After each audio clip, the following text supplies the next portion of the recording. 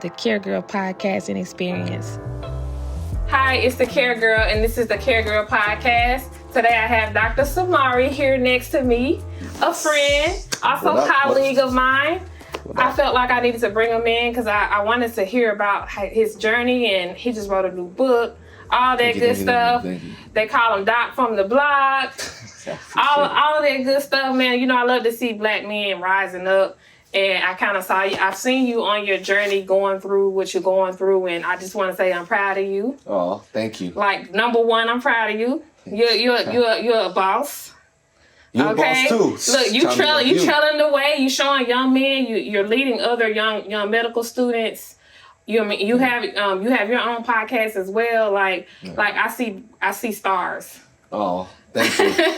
I'm just trying to set ablaze, the atmosphere and stratosphere like you've done for yourself. So I think I love that we're in this space to collaborate, and as well as, I see how you move and I learn from you, and I'm encouraged by the things you do as a Black woman, as a Black mother, as a Black entrepreneur in a space where we're rare, like Mr. Clean, we're here. So yeah. I mean, we definitely are a rarity, I would say.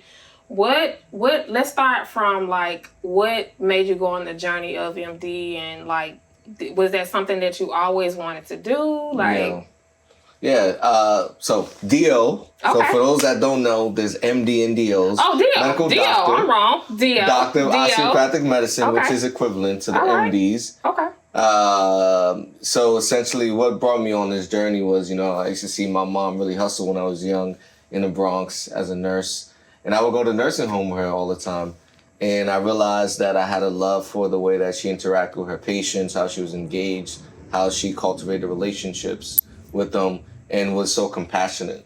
And I said, I could do that one day, but I want to take it the next step up. Seeing that doctor in the white coat pulling up in a nursing home, and like, who's that?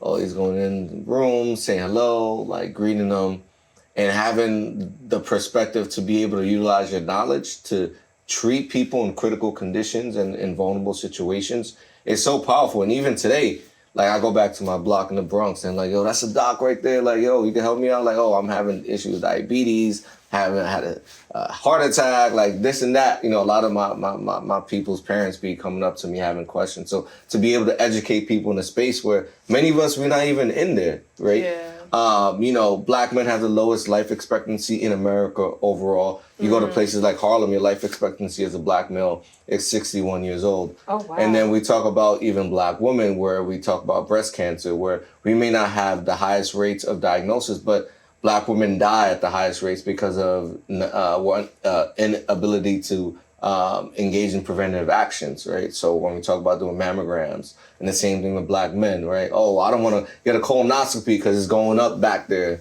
and I feel like that's homo. Yeah. It's not necessarily the case. But anyway, I'm saying that to bring up examples where that it's important for me to be a placeholder for people, to educate them and alert them and enhance their experiences as people of the culture, because oftentimes we don't know what we don't know. And we see that this causes such a huge discrepancy. We talk about even looking at the amount of Black doctors out here. There hasn't been any significant changes in the amount of Black doctors now than there were 100 years ago, right, when we talk about percentage points. Why do you think that is the case?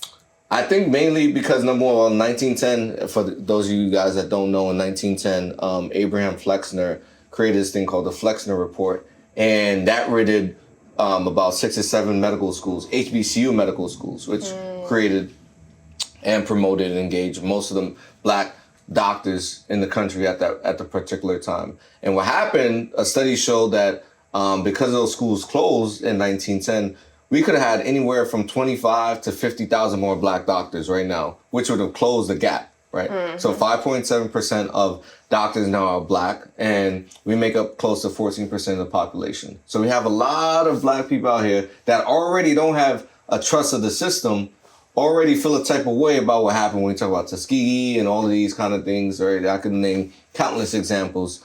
But when you see somebody that looks like you're more engaged, you're more likely to listen to them, and studies have already shown that. But because we don't see Black doctors. I grew up, I didn't see no Black doctors, so you are what you see. I never saw that. So initially, I never thought I could be that. But now I could be in that position where I empower people to be like, yo, don't matter where you're from, like, you got it. You hold yourself down, right? You bring yourself by the reins and nobody can stop you or dictate the narrative that you have. Right. I love that. I mean, and you just have to stand strong on what you believe in. 10 toes down. 10 toes down. 10 toes down. And, you know, I'm definitely an advocate of health and wellness and education. You know, as a mother of 3 Black boys, I say we have to raise, you know, especially Black men who can compete. So it's okay to push, you know, your children to be the best that they can be and to support them. Like my oldest found out he likes engineering. So like we're pushing him into that. He's in a program, he goes to a STEM school, you know, but I let him try different things. And because at first he was like, oh, I just want to do the military. And at one point he didn't like try to push himself, you know. Right. And, you know, he sees me every day going out there being an entrepreneur, doing my thing. So eventually, like, you know, there was a fire lit under him when he saw, like, the way. I said, you know, the bills get paid from, you know, from me going out. I said, nobody pays. I said, I used to work a job. I said, you see me home anytime now. Like, I come home when I want to. Like, right. I said, so that's something that I created because I want to be here for you. Right. So I said you have choices, but I said you have more power when you do have education. Facts. So, you know, I'm not saying no to the military, but, you know, I want you to know that there is more, you know. And now he's like, oh no, I do want to do this and I do want to do that, because I'm like, you know, and nothing, not opposed to, you know, the military or anything like that, but we do have to make our children diverse by giving them different life experiences and different mentorships and stuff like that. Do you mentor, or are you doing any program or anything like that? Yeah, for sure. I mean, as it pertains to pre-med and med students, I'm always mentoring and, you know, just putting myself out there. If you look at my IG page, it says, interested in medicine, I'm a mentor. If you're interested in medicine, just DM me. And a lot of people just DM me off of my bio, you know. And so I've done, you know, countless amount of hours doing that, because I think that we got to give back to our future, right? If we're going to change these disparities, if we're going to improve the health outcomes that we find in our communities, we need more Black doctors, we need more Black entrepreneurs, more Black engineers, because it's all about group economics, it's all about collaboration and exposure.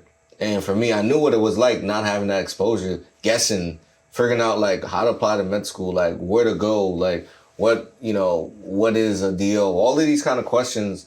I hope that I could provide that for someone early on, initially in the game, so that they don't get lost. Because a lot of times, you know, a lot of our Black men and women get lost in the streets, in the urban environment, get lost in chasing fame, get lost in chasing celebritydom, get lost in trying to live up to a stereotype that you could only fit a certain mold, such as being a rapper, being a ball player, or for a Black woman, that you're only competent enough as much as your body affords you to, right? You're more than your body. You're actually a representation of your mind, and your mind could create and build up anything in this universe, but you just have to have that exposure, that support, and that encouragement. And so it's really important for me to be in the community and be there for people that are oftentimes having imposter syndrome, oftentimes questioning themselves, or just dealing with the anxiety of not knowing what the day-to-day is, right? You may have parents that sometimes, like yourself, or like my mom, for instance, she was grinding, she was out there, you know, making sure I was able to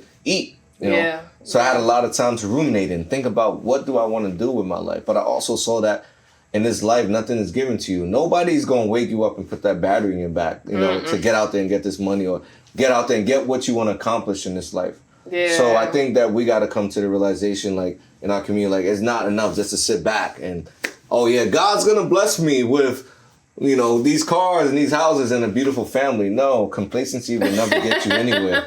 Yeah, I mean, and we get it. You know, we pray. You know, we believe in God. You know, we trust God. But my thing is, you still have to have action. Right. You know, you have to have like it's a certain level of activity that you have to get those results that you say you want. Mm-hmm. I know a while back you told me that you're moving into the mental health space, and I wanna elaborate more on that and why you chose that. Right. Nah, certainly. So for those that don't know, I finished medical school and then I started residency in neurology. And I realized that it wasn't for me, you know, from a clinical perspective. It just wasn't something that was befitting for me, even in terms of the training. You know, I disliked a lot of things that I did. I woke up hating my life. I woke up sometimes seeing patients. I'm like, yo, could you shut that up? You know what I'm saying? In the back of my mind, I didn't say it to them, but I'm like, yo, you doing stuff that is not who or what represents you. Like, you know, one of our friends, LeVar, he even told me, like, I saw you up there, bro, like on IG, you looking depressed. You know, like your videos don't have the same content and quality that they used to. So I knew something was up. And so for me, it was like, I've always loved mental health, psychiatry. Like I've done research in it. You know, I was a psychology major in undergrad. And knowing also that there's not enough Black psychiatrists in this mental health space, right? When we talk about, you know, depression, anxiety, suicidality, these are things that plague our communities because of various things like discrimination, stereotype threat, institutional racism. We even talk about generational trauma, right? You are what you see. Like the other day, I was bringing an example to one of my homies where I was like, we're talking about the fact that her father doesn't show her love, you know, is not compassionate with her. But I brought it to the fact, like, when you look back at slavery and all of those times, many of the people, what they was going through, they didn't have time to nourish and encourage their children because they were worried about eating. You know, mothers were taking care of the white man's babies and not their babies. So when they got home, they was exhausted. You know what I mean? And that trauma was like those kids' attachment. They may not have had that attachment, and that trauma built into them how they behave toward the world and how they behave toward their progeny and the progeny after that. And so when I speak about generational trauma, I speak about the fact that we inherit things that we don't necessarily have seen or experienced directly, but someone in our past has and has been transmuted through time before we even thought of. Yeah. Like I mean, like my mother experienced poverty, and her mother experienced poverty, and their ancestors experienced poverty, and then you look over here, it's like, why is it so hard for me to catch a financial break? And once you realize that moment, it's called an awakening, and you realize, you know what, I do have the tools. And if you don't have the tools, like you said, mentor, you know, you have programs, you got Google, you got AI now, you got it's so many books, you got knowledge, books, you got libraries podcasts everywhere. like this one. Exactly. So it's like, it's so much information out here that we have, and we just have to use it, like you said, but being aware, like, and not just being resentful, right? That's because facts. we could be resentful and say, hey, mom, you didn't set me up to win this, and that, but she didn't have the strength that you have, right? That's real. But she gave you some type of tools, and you survived or whatever. So you say give them the benefit of the doubt, but you have to be relentless. That's facts. On your path, and for you to come up and to bring you will bring other people up with you, but you have to recognize sometimes that journey is definitely a lonely path. Right. 100%. Have you ever felt like alone on your journey, and like what were your tools that you used to kind of like get your mental health space together? Man, I felt alone a lot of times. I mean, I'll talk about my most recent time, like in residency, I felt alone. Yeah. Because I was going through something where I just didn't know how to communicate with it. And this is the thing that we find, especially with a lot of black men, just in the black community. You feel ashamed, you feel guilty about feeling like telling people I need help, or I don't feel right, or I'm not happy, or I'm depressed. It's one of the hardest things to acknowledge and express that to someone. I would talk to my mom every day, but I could never commit or have that courage to just lay it down with her, like, yo, this ain't right. Like, I'm having thoughts about doing certain things that I shouldn't, that I've never really navigated before. And even at the time, I was somewhat seeing therapists and the like. But for me, learning to navigate that situation was really challenging. I think, you know, being a man of integrity and conviction is really important for me to acknowledge. We got to follow our instincts. And having the confidence to move forward with how our instincts dictate our life and what direction we need to go to is important, because I feel like we make these decisions, we live on a day-to-day basis, and we have, of course, these obligations and things of that nature, but sometimes something deep down in your soul, in your essence, is telling you one way. And it's, I think, against our natural biology to say no to it. And that's what was happening to me when I was in that isolationist period, was that my mindset, right, my instinct was like, yo, bro, you got to move, you got to do something different, you got to shake it up. Otherwise, it's a no-go, you know, in the next couple days, weeks, whatever the case may be. But my body and, you know, what everybody else was telling me was something different. So I had that conflict, right? And that's also what exacerbated exacerbation.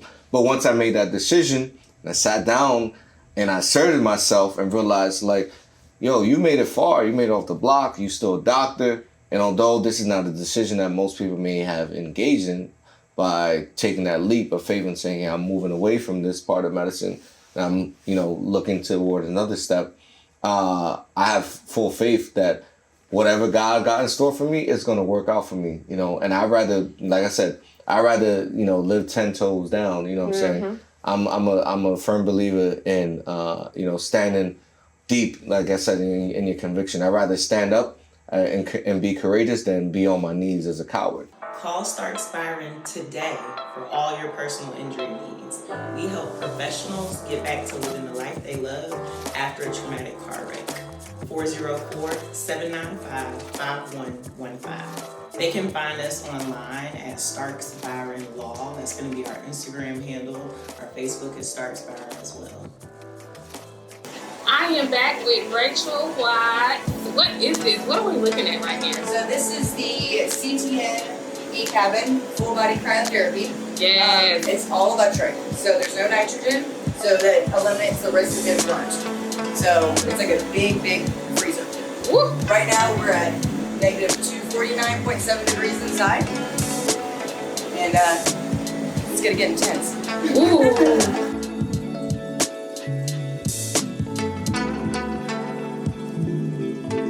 10 for a second. The first 30 seconds is always the hardest. Yeah. So did you ever seek therapy, or did you do your own self-therapy? I did. Yeah, I did do therapy. But it was hard because I was doing therapy on weeks where I was on night float. You know what I'm saying? So how it works in residency is you'll have 1 week where you're working 6:30 a.m. to 6:30 or 7. And then the next week, 12-hour shifts. Yeah, when do you fit therapy? Was that realistic? Do you feel like what they put, the med students through, is it a realistic thing that you see? In terms of what I went through in med school versus residency? Yeah, residency. I mean, do they overwork you all? Because I see a lot of people saying it's a big mental health crisis in that arena. They 100% overwork and abuse people, And I ain't gonna lie, I used to be mad tight. There'd be nurses that I'm working 3 days this week and I'm going on vacation. Bro, I'm on my 13th, 14th day in a row. You know what I mean? And you're making more bread than me like that. You should know you know what I'm saying? Yeah. Respectfully to the nurses, but at the same time, it's but that's why you need representation, unionization, which is happening in a lot of places with residency. But, when you look at the history of residency, it was made in a way where it wasn't conducive to mental health. The guy that made it was coked up on cocaine, literally. He was a surgeon. You know what I mean? And that individual essentially had hundreds of people vying for positions to be his assistant. And then when they used to work with him, they used to see him work all night, all day, but they didn't realize that he was drugged up. So he created this residency system where people were trying to be his apprentice, and they were also trying to get to that level, working. And eventually that just dispersed into the different fields and became the norm what it was today. He was drugged up. He was coked up in the 1800s. Wow. Yeah. Ooh, that's something. Something. That's wild to me. Yeah. But I mean, I've been in the medical field. I've seen some things as well. Yeah. Tell us about this book you have. Yeah, for sure. So my book, thanks for asking, Go ahead, quick plug. Quick plug, Yeah. A lot of times people I'm going to put the link below. Yeah. Link in the bio, you feel me? Yeah. Yeah, so my book is called Tools of Excellence, From Hood to Hooded, Becoming the Physician You Dream. So essentially it's a book to help Black men and women who are pre-meds, medical students, and high school students and beyond in helping usher their dreams of becoming a physician. So we talk about things like imposter syndrome, what is the MCAT, which is the medical college admission test, how to navigate finding mentors, which was something that I had difficulty and challenge of, how to deal with failure, right? Everyone's going to deal with adversity. I failed courses, I've had, issues from a legal perspective and all these kind of things. So how do we get through those scenarios, especially us being Black men and women, where they see us in a certain way and stereotype us? How do we change that narrative, right? And so for me, the book is a perfect representation of what I wanted to hear when I was a high school student saying, I want to be a doctor. And I'm looking like, how do I be a doctor? Like, I don't even know any doctors. And I'm going on Google, and at the time, I was dial-up. Yeah, you know what I'm saying? So I'm really appreciative and happy to, put that out into the world. I don't think if I was still in residency, I probably would not have been able to do that. But it's a one book of many that's coming out. So already, I see a lot of content coming from you. I see a lot of just, I just see it. Like, it just, I told Fola, and that's one of our mutual friends, like, I just said he's a star. Like, that's why you had to, that's why you had to shift. Yeah. And sometimes we have to shift, and sometimes we think that what is a loss but it's really a gain, right? Because it's a more of a freedom. Right. Because you're walking into what you always could be, even though you might not know what it is. Right. But you said I didn't want that. Right. And I had a right to choose what I want. I don't care. Like, you chose it. Right. You chose it. Like, I'd rather like have my cost of living go down to whatever. Right. Before I work for anybody. That's facts. Like, that's how I feel right now. Yeah. You know what I'm saying? That's how I feel right now, because I was like, this gotta work or they gotta work. That's facts. Like, that's period. So at the end of the day, like, a lot of that's why you been running. I was making decent money in residency. I'm like, yo, went to zero, like red. I'm like, oh nah, this ain't right. And the laws don't stop. None of that shit don't stop. Right. But you know what? It all will pay off, and I know a lot of people say that, but you gotta have that unshakable belief in yourself. Like, okay, I don't care if you believe in me. I believe in me. And that's all that it takes. Your whole circle is going to support you. You know, I'm here to support you. Oh, thank you. You know, appreciate that. I want you to tell everybody one thing that kind of like maybe an affirmation that helped you, or just like a line from a book or whatever, like that kind of that you think back to when you're having a moment. Yeah, I think this is something. This is something that I be thinking about, like something I guess I made, but I'm not sure if I've seen this somewhere. Oh, you made it. Okay. Yeah, okay. But your mind is only limited as you let limitations allow you to limit it. So it's kind of like a limit, but basically saying that you are the only person that can impose the limits on your will, on the capabilities you have in this life. Right? Yeah. And so for me, it's engendering that thought that positivity, optimism, being able to invoke the greatness that you want to see in the world, that you want to see in yourself. When you get up, I am great.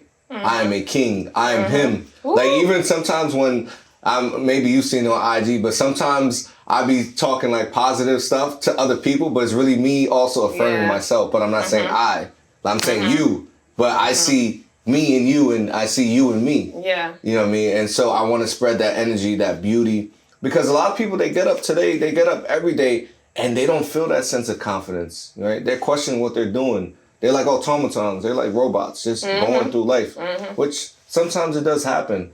But when you find that purpose and you are revitalized, and what you mentioned about like that freedom, that sense of liberation, even if you don't got all the money in the world, even if you don't got the cars, even if you don't have the woman of your dreams, whatever the case may be, you can always work toward that each and every day. You have every opportunity to do what is necessary to get to where you need to get to and acquire whatever you want. No limit. No limitations. I go with that. That's right. I got one more thing for you. Sure. What are 3 adjectives that your friends would describe you with? I like that question. Nice. She's good. Yeah, I like that. I would say risky. Okay, I get that. Yeah. Cause I just do whatever I want. Yeah. You know, the same me you see here. I mean, it's a little concealed, but I'm the same in the hospital. You know what I mean? Like, I don't change my earrings, like nose ring. I mean, I was in the hospital with a hoodie on and my white coat and all that. So I'm just myself, you know. And for some, you know, I make people uncomfortable because of the way that I move, that I navigate, and I'm not afraid of conflict, but also risky in terms of doing things that I feel is right. Yeah. Right? Standing up for morality, speaking my mind. Right? When I'm speaking and advocating about issues with, you know, residency or issues that I see in life, some people, they may not like it. You know, I've had situations where people are like, you shouldn't say that. That's the wrong thing.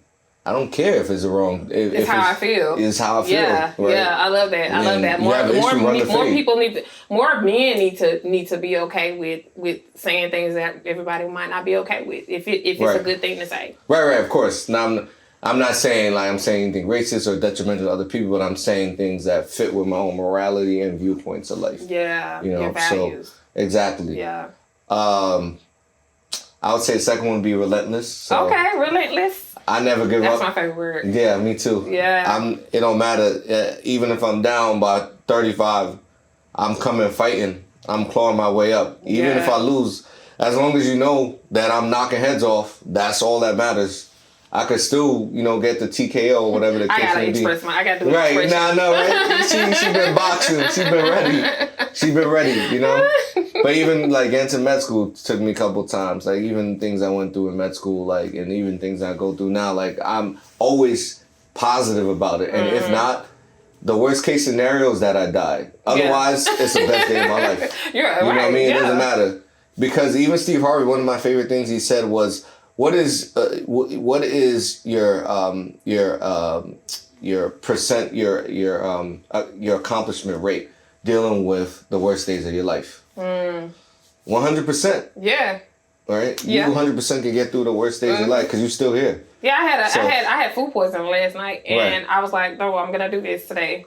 I got through it. I stayed home. No problem. No, and I mean, because I needed to get out of the house. I needed to do this, and like, I just wanted to as well. I was like, look, I got to do this. I got another lady next week. I want to make sure we get it done. So, like, on your worst days, like, sometimes, it's like, you got to just keep going. Right. You got one more adjective.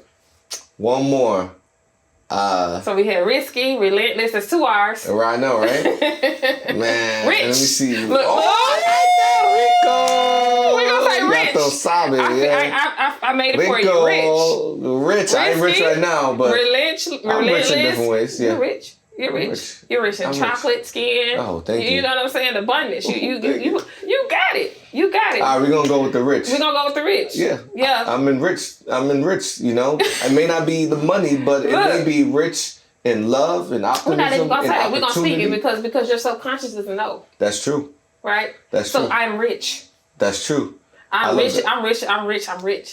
Okay? We're going to say it 3 times. That's an affirmation. I'm rich too. We rich. Yeah. We rich. We rich. We rich. You rich. We rich.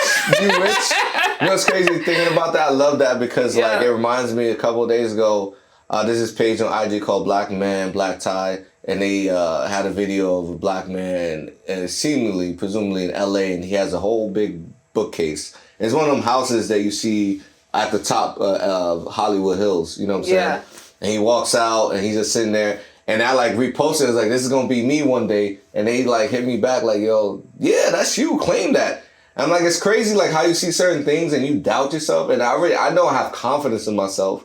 But it's like, it's crazy how one thought can just spark anything in your life. Yeah. But just because in your subconscious, you're rejecting it, it won't happen. Yeah, you got to retrain the brain. Yeah. That's it. Where can everyone find you on social media? Yeah, for sure. You can find me on IG. My IG is whitecoat_poppy. Whitecoat poppy _ DL. Because I changed my name. So yeah, whitecoat poppy _ DL on IG. Twitter, it's enriching docbx. And then also you can find me on Facebook, Dr.Soumare. I think you can have 5,000 friends, so I think I got like maybe 700 more to go before I get there. There we go. Look, okay, so, okay. You're reaching in Facebook friends. Yeah, I know, right? But I gotta get the IG up. You know what I mean? Follow the IG. Yeah. Thank you so much for coming on. I appreciate it. I can't wait to have an update of you in a year. Oh yes. Yeah, and that's my last thing. Where do you see yourself in a year? In a year, I see myself. So I'm gonna hold you to it. I'm gonna bring you back on in a year. Oh, let's do it. I'll be down. So I see myself. I'm definitely gonna have a second book published, online business. Okay. I'm ready, like reading and just getting in tune with what I want to do with that. Also going to have hopefully a second real estate property. I really want to get into that, and then also car rental. So with Toro, which is one of my interests. Been still building with that. And then I think like lastly, the thing would be just self-evolution. you know, and being in a space where I'm creating positivity for the world. You know, my podcast is blowing up. Shout out to my podcast, Melanin White Coat Podcast. Melanin White Coat Podcast. You know, all the links are going to be below and linked in the bios and all that good stuff. Yeah, for sure. And just blowing up, you know? Yeah. Blowing up just like you've been blowing up. Oh, you so silly. Yeah. Vibing out. You vibing out? Yeah. All right. Wait, I'm not vibing out, but okay. You vibing out? We vibing out? Oh, I didn't say I'm leaving, though. I didn't force to leave. Okay. I didn't force to leave. No. Just in general, like, you just said vibing out. Yeah. I think that's all realistic. It sounds very ambitious, but you got it. Thank you. You got it. It's happening for you. She claimed it for me. I'm going to claim it for me. Yeah. And I'm going to claim for you as well, whatever your dreams and aspirations are in the next year, that they will happen. And they will happen because they've already occurred. We just have to be there to receive it. And so it is. Yeah. Thank you all. It's the Care Girl signing out. Peace. We out. Make sure you like, follow, and subscribe, and go over to our YouTube to see more of the Care Girl podcast and experience. Stay well.